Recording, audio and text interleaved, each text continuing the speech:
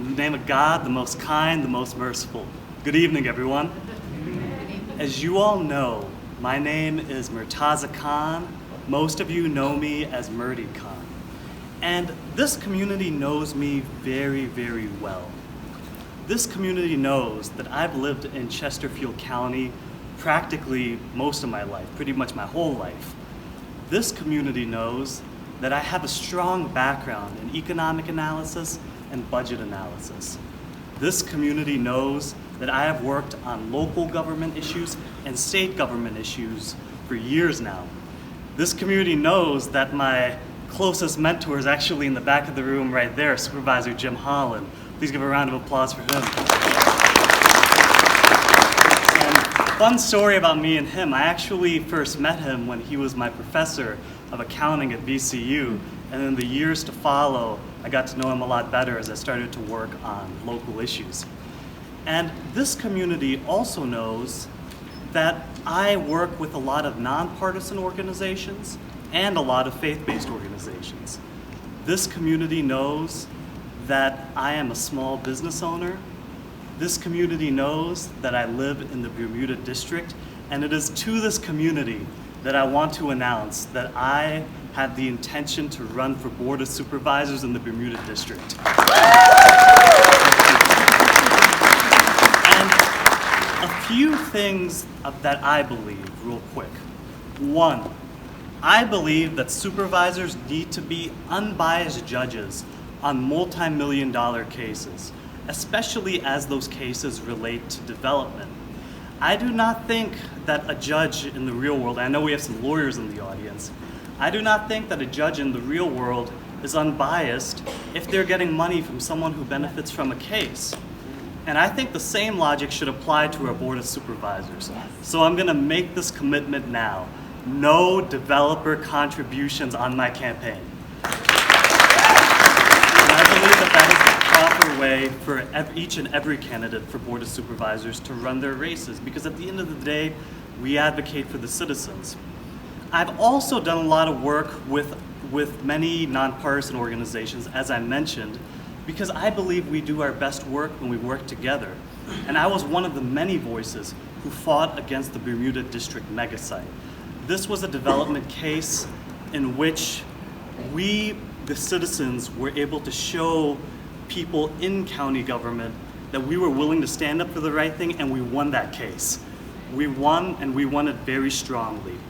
I also have experience in state government under Governor Terry McAuliffe, under Secretary of Commerce and Trade Todd Haymore, where I learned a thing or two about bringing businesses to Virginia. So I wish to use that experience as well. I believe that county government and government in general, that our resources are best used when we are transparent, when government is most transparent. And that is why I am in support of making sure that every single appointed board in the county has their meetings recorded and put online. That way, citizens, watchdog organizations, and members of the press can see the things that our county is doing, the good, great things, and also help in making our county more efficient. I also believe that the vision of the county is not the vision of a few people on the Board of Supervisors, but the vision of the county is the vision of the hundreds of thousands of people who live all throughout the county. And that is why I am in favor of making sure that public hearing processes are as long as they need to be, longer than they have been on significant cases, so we can make sure proper public input is put into place before we put a building in a place that's gonna be around for 100 years. If you're gonna put a building that's gonna be around for more than 100 years, you better make sure it's done in the right way.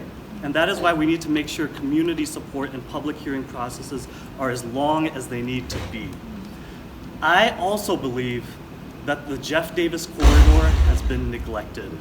And I believe that solutions on the Jeff Davis corridor come when we put the Jeff Davis corridor on the front end of our budget discussions and not the back end. We need to make Jeff Davis corridor a priority, and that includes proper funding for public transportation. And I believe that very strongly. And we can do it in ways that are cheap and efficient. You know, we can make it very cheap and very efficient.